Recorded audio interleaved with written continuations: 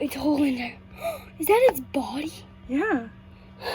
It's entirely out. Look at it. Some of its feathers are. Look at it.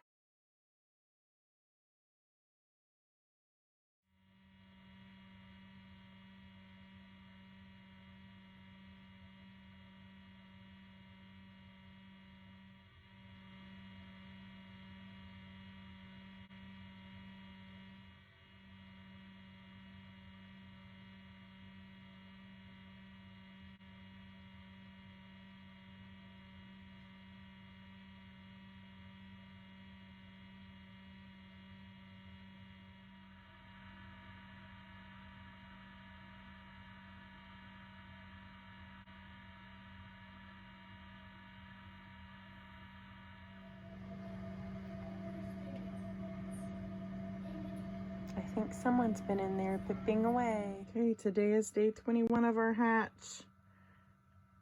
The one on the right earlier I saw kind of shifting, but I haven't seen the other two really move. Hopefully today.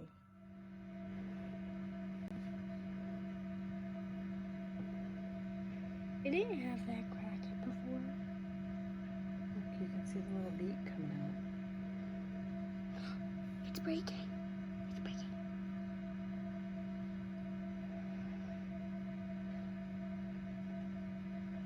Come on, little egg. Come on, little.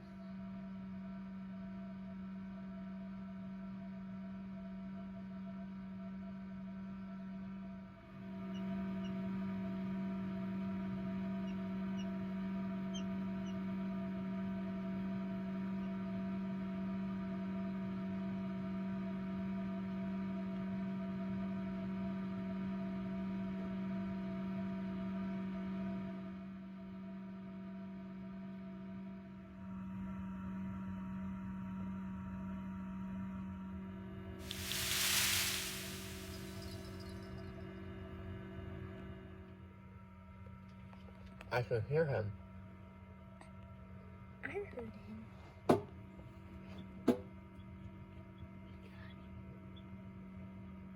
Oh. Is his eyes sticking out?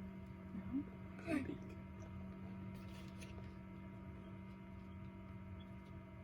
You almost says his eyes. What? See his beak? He's upside down in there. His beak, when he comes out, because he's using the top of his beak to break the egg. Wait, could it kill him if you, Yeah, they have to get through it. or they'll die? Well, otherwise they're probably weak or deformed.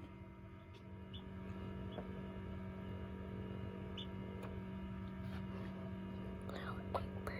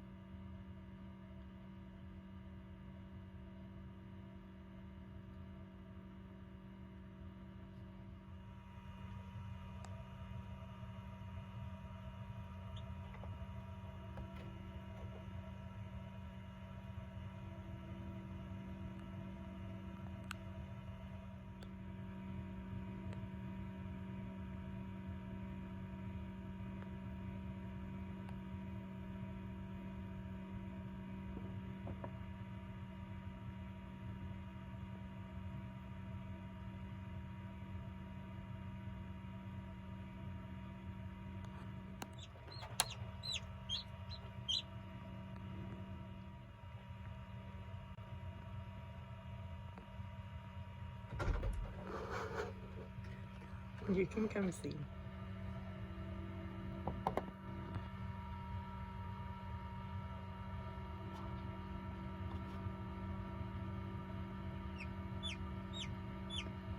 You can do it, Egbert.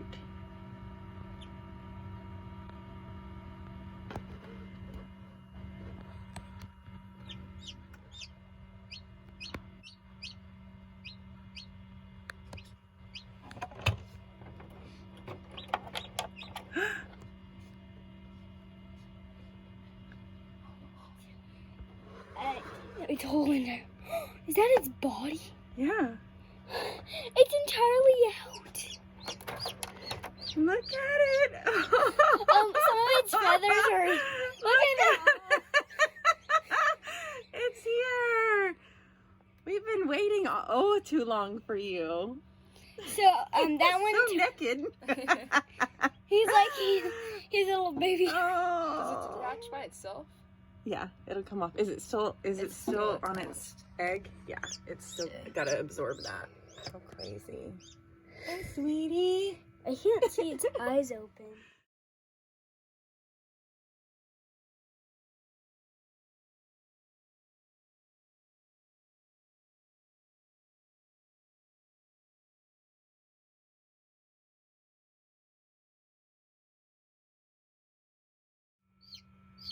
It's Schiller. What do we call? What do you want to call it, Mom? It's yours. Mm-hmm. It's yours since it's from your chicken. What are you doing, Egbert? No, it's not.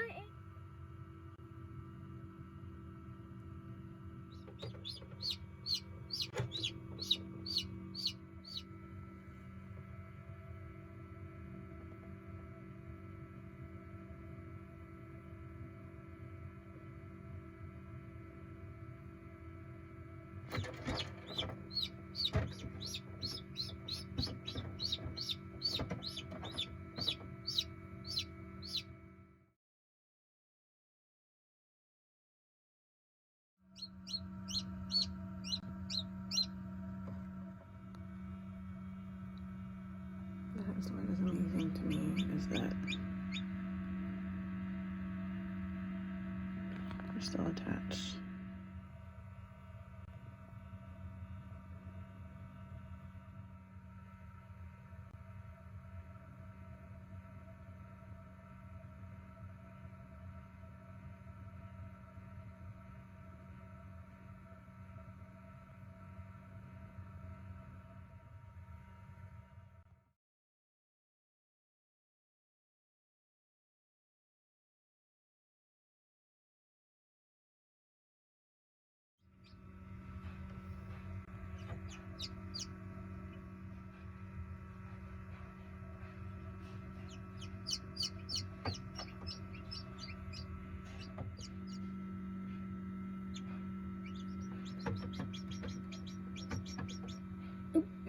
Meet Stella, who might be a boy or a girl, but we're gonna call it Stella right now.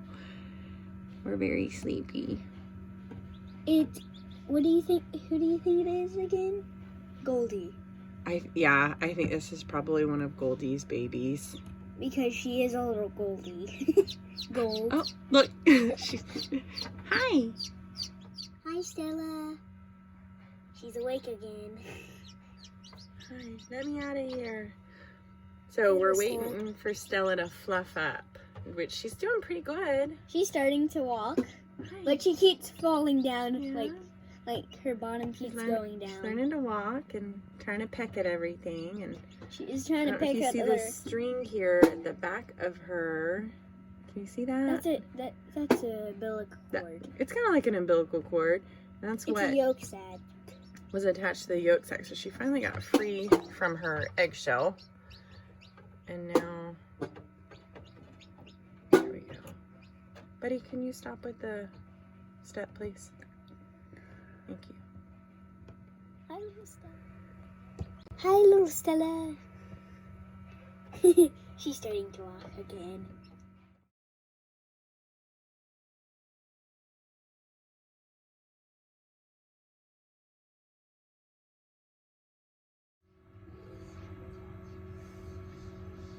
This is number 2.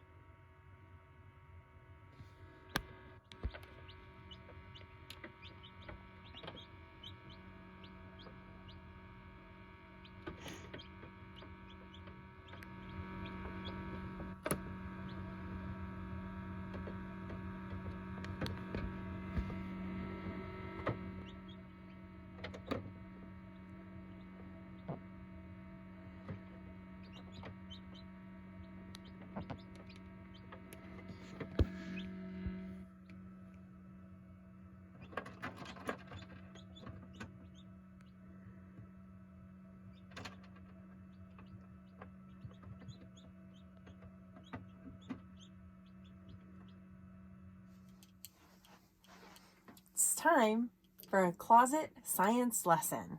Number 1, why did I choose my closet for the incubator? Several reasons. One of the things you want to make sure of is that you have your incubator lifted up. You don't want it on the ground. There's better airflow and oxygen higher up. Flat surface. I have to be able to put water in there every day, so I need access to the little water ports to make sure that the humidity stays where it needs to be. We live in a house with windows in almost every single room. Very drafty, very hot, very cold, depending on the weather. We live in Texas. It could be 80 tomorrow. Today it's 32, could be 20. Our weather has just been insane for the past month. So I wanted a place that I knew that temperature is pretty fairly controlled in my closet. There's no windows in my closet. There's not really any drafts in my closet. And I have my dresser, which is this flat surface. And it's one of the few places that I have some control over what is going on in this room because we do have a few children. And when you have a house with 5 kids, potentially friends coming and going, animals, people, there's not a lot of control in the other rooms, but I have control in this room.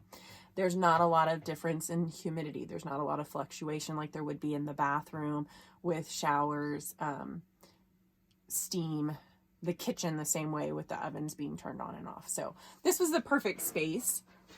It also was a space I didn't have to explain anything to my husband because he never comes in my closet. Except for this time, he did come in and found my incubator. But this has been the perfect place for them, and I'm nearby. I can check on them, but I don't have people accidentally unplugging them to plug in their phone chargers. Number 2, how long does it take for chicken eggs to incubate? So 21 days. 21 days means I basically get the eggs that are fertilized, put them into this incubator. The incubator that I'm using has, it's already preset to 21 days for hatching. It has an automatic egg turner. So that's one thing I did have last year was a tiny, cheap little incubator. I had to turn the eggs on my own at least 3 times a day. And it got to be very cumbersome and very difficult just with life. And so this was nice. It was almost like I could just set it. The egg turner does the job. And then once a day I would check. Usually in the mornings I would just go in and add more water to port A. And that would increase the humidity to what it needed to be. I had notes for myself. So days 1 to 18, this is the temperature, this is the humidity. And then at day 18, the egg turner would turn off and I would remove that so that once the eggs hatch, they can move around freely. They're not tripping over anything. And as you can see, these babies, they try to walk as soon as they come out of that egg and they're falling all over the place. So it's one less thing for them to hurt themselves on. So I did remove the egg turner on that day. Now, I have a confession. Yes, I have 2 college degrees and I still miscalculated 18 days. So instead of just sitting on my calendar in 1, 2, 3, 4, 5, I thought I would be smart and be able to go, oh, that's 21 days. Well, I did this. I started the incubation period on Valentine's Day, so February 14th. Well, there's only 14 more days in February because February is a 28-day month. I don't know what calendar I was looking at. I may have been looking at the March calendar, just trying to count. But what I ended up doing is I thought they were going to all be born on the 5th. And so I was very excited Sunday when I woke up. Saturday, Sunday, I was like, oh, we're going to have babies. And then finally I sat down and looked at my calendar because I thought, this is hopeless. We're not going to have babies. I looked at my calendar. No, I miscalculated. Literally, I just counted wrong. And they were due on Monday, the 7th. And they both came on Monday, the 7th. Technically, Pip may have come early morning on the 8th, but 21 to 24 days is not abnormal for them. So very exciting. That's pretty simple if you know how to do math and calculate on a calendar. So I may have stopped turning their eggs a little early, but as you can see, it worked out just fine. I did candle the eggs. So question, what is candling the eggs? There is actually a light on top of this incubator. So I turned the closet light off, which again, there's no windows in here. I don't have extra light. That light is perfect. And I would take the eggs gently out and look through them. And it just helps me to look through that shell and look through the development of the chicken. And the third egg, I had a feeling midway through when we candled them, I think at 10 days, it wasn't looking as developed as the other two. So I'm not super surprised today that we only got 2 live eggs, but that's okay. That's the other thing about incubating, is that it's not perfect. You are not always going to have 100% of a hatch rate. And so in ordering this, the capacity for this incubator is 22 eggs. I will say this, I've already ordered the eggs and I've already paid for them. Otherwise, next time, I don't think I'll do that many. It's a tight space. And I know the chicks are okay, but it is a tight space. It's like, I think there is a balance between too many and not enough. And so I definitely want more than 3 eggs next time, but probably less than 22. We'll just see how this goes with the hatch in April. They have to be in this incubator until they're dry and fluffed up. So their feathers, when they come out, they're very wet, they're slimy, they look like they're naked, and then they dry up and fluff up, and then they're able to keep themselves a little bit warmer. And so once they fluffed up, I'm going to move them out into what I call the chick nursery, but it's really just a little smaller brooder that's set up. 95 degrees is the temperature I want to maintain for them for this first week. Make sure that they have food and water. I've got a little water concoction, Justin Rhodes magic water recipe just for this first 24 hours for them, just to make sure that they're getting a good start. But they look happy, they look healthy, they're both walking around well, they're both pecking at stuff, so I feel like just overall instinctually they're doing well. I cannot imagine, and I know this is what hatcheries do, but I cannot imagine taking a baby from this incubator, putting it in a box and shipping it.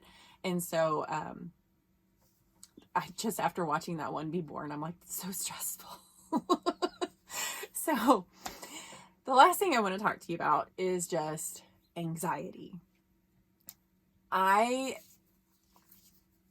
love life. I love watching new life. I love just creation in general. It's just God's just incredible gift of start to finish for anything. And I look at these little guys and I'm thinking, it's an egg. Like, I'm looking at that little egg thinking, how is there going to be a little tiny animal come out of that? And then I look at the animal, that little chicken that came out of that eggshell. I'm like, how did you fit in there? And I remember thinking that about my own children, but there is just something, every time something new is born and there is this new life in the room, there's just this awe, and it's so refreshing, and it's so reminding of the goodness that is around us, and that there is hope around us, that we're not just going through these motions, that there is something inside that egg. And I think that's what those wiggles on day 19, those wiggles that I needed to see, that there was proof of life in those eggs, that they were wiggling and moving on their own, and that soon, and very soon, those tiny little eggs were going to hatch and tiny little creatures were going to come out of them. And so I so appreciate my mother, who talked me off the ledge yesterday when I wanted to go into those shells and start to break them and get the little babies out because they needed help. And she said, leave them alone. They need to rest. They need to break the shells on their own, and they will come out when they are ready. And you would be amazed. And I was amazed because I waited for almost 24 hours with a little hole in an egg with a little beak sticking out squeaking, and then all of a sudden in a matter of 40 minutes there was Miss Stella. So I hope that you guys enjoyed this video. I was so happy to be able to share something positive and good and just sweet and cuddly with you today after last week. Last week was rough. It has been a rough recovery from our shipped chickens, and so I'm excited to see these two little ones and to feel like, okay, when we're talking about sustainability, we have an incubator. If my chickens will not get broody and will not sit on their own eggs, I know that I have a rooster that can fertilize them. I know I have an incubator that can hatch them, and so that to me is sustainability for our farm. I don't know. I don't know what the future holds. I don't know if I will actually ever want to order eggs again or order chicks again, if I know that I can do this and we can grow our own chickens this way. So food for thought. There's always things for us to think about, but for me, I'm looking at not at being fearful and not at being scared, but if we were in a situation that we needed to, I feel more comfortable now with using our incubator and with growing our own chickens. And anyways, I will be sharing more of the adventures of Stella and Pip with you guys here in the coming weeks. I have a very excited 6-year-old boy who, as you can see in this video, just there's just something about children and their just love for life and new things. And so you could just hear him like gasping, like, "Mom, is that his body? He's here, he's born." And I love that. I love that about kids and just the innocence that comes with them. And they're not too cool. I love my teenagers, and I feel like even in them I could see that glimmer of wow. And I don't ever want to lose that awe. I don't ever want to lose that awe for this life. Have a great day. Thank you for joining us, and we will see you guys again next week.